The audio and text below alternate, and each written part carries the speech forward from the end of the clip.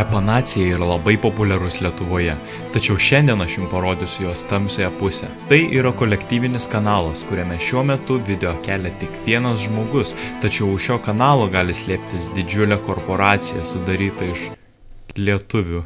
Taigi, žmogus, kuris padarė šio kanalo pirmą video, yra vardu Justwolf, arba tiesiog Vilkas. Apie jo praeitį žinome, kad jis įkėlė vieną video kitame kanale, kur žaidė Minecraftą. Ir kaip aprašyme teigia, labai stengiasi ir nemontavo video.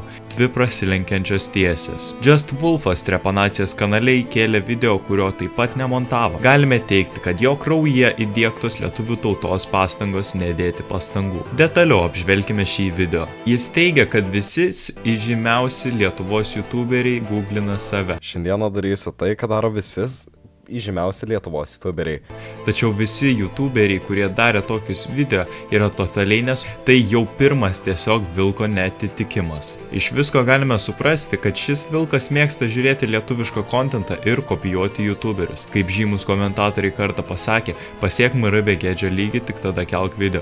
Todėl Vilkas mano, kad yra pasiekęs tokį lygį.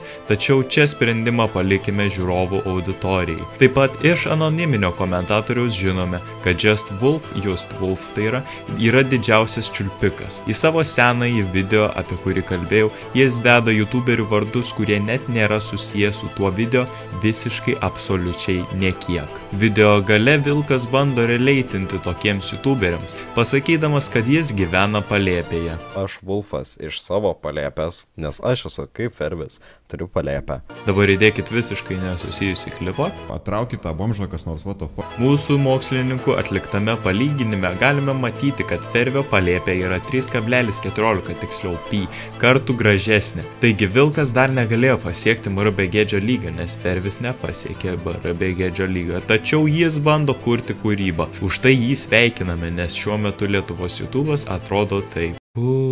Pažvelkime į Trepanacijos kanalo brandingą. Kanalas akivaizdžiai taikosi į smegenų puvinio turinį, kuris skirtas skibidi auditorijai. Savo pavadinimą sieja su smegenų operacijomis. Tačiau žinome, kad atlikti lobotomiją yra saugiau, nes lobotomijos procesu tik suknisame žmogaus gyvenimą, o ne jį atimame. Pirmas argumentas, kodėl lobotomijos kanalas geresnis. Taigi pavadinimas yra akivaizdi lobotomijos kopija, kadangi net galime matyti, jog Trepanacijos kanalas sukurtas vėliau nei įkeltas pirmas lobotomijos video, kovo 6, skill issue. Taigi, todėl mes planuojame copyrightinti ne tik žodį lobotomija, bet ir visus žodžius susijusius su smegenų operacijomis ar puviniais. Taip pat tokių operacijų trumpinius, kad neatsirastų tokių serverių kaip PLS, PTS, PBS ar PMS. Dėl trepanacijos panaikinimo kreipsimės kažkur. Galiausiai pakalbėkime apie trepanacijos trepo tauta auditoriją. Jos žiūrovai yra visiškai ištikimi dukteriniam kanalai. Akivaizdus hegemonizmo siekimas yra netoleruotinas. Sapenas buvo nufilmuotas vykstant Černobyliui. Ar tikrai galima pasitikėti šiais žmonėmis? Mes net nežinome, ar jie yra tikri asmenys, jų kompetencijos neatskleistos ir nežinoma, ar šie individualiniai objektai yra subjektyvūs. Tačiau yra žmonių su unikalia asmenybė šioje komentarų sekcijoje. Tai MRBGedis Varnelė, kuris vienintelis šiame kanale neparsidavė. Jis teigia, kad tiesiog Vilkas parsiduoda reklamoms,